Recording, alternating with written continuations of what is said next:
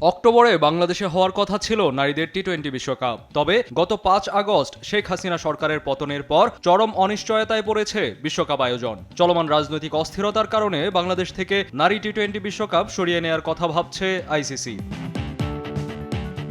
বিকল্প ভেন্যু হিসেবে ভারত, শ্রীলঙ্কা এবং সংযুক্ত আরব আমিরাতের কথা ভাবছিল বিশ্ব ক্রিকেটের নিয়ন্ত্রণ সংস্থা। তবে প্রস্তাব পেয়েও আয়োজনে অনীহার কথা জানিয়েছে ভারত। শ্রীলঙ্কাতেও এই সময়টাতে বৃষ্টির সম্ভাবনা বেশি থাকায় সেখানেও বিশ্বকাপ আয়োজন এক প্রকার অসম্ভব। সংযুক্ত আরব আমিরাত অবশ্য এ ব্যাপারে এখনো কিছুই জানায়নি।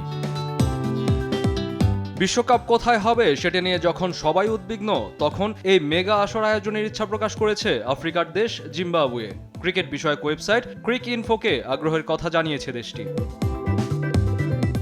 এর আগে 2018 এবং 2023 সালে ওয়ানডে বিশ্বকাপের বাছাই পর্বের ম্যাচগুলো আয়োজন করেছিল জিম্বাবুয়ে। 2026 অনূর্ধ্ব 19 বিশ্বকাপ নামিবিয়ার সঙ্গে যৌথভাবে আয়োজন করবে জিম্বাবুয়ে। এছাড়া 2027 ওয়ানডে বিশ্বকাপে সাউথ আফ্রিকা এবং নামিবিয়ার সঙ্গে সহ আয়োজক হিসেবে থাকবে তারা।